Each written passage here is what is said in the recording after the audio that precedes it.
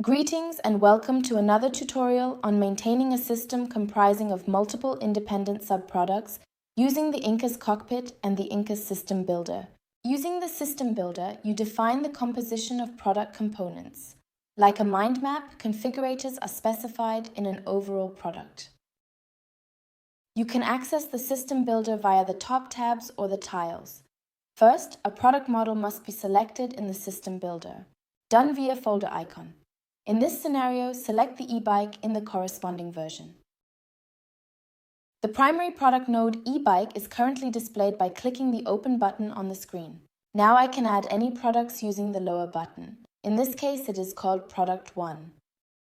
Here too, the desired model must be selected in the appropriate version. The products are connected like in a mind map with the central node. With the pencil icon in the product, it can be edited. It is being renamed here.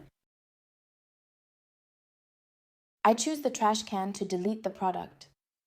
That was the tutorial for maintaining a system with multiple subproducts using the INKAS Cockpit and the Systembuilder. Thank you for watching and have fun configuring.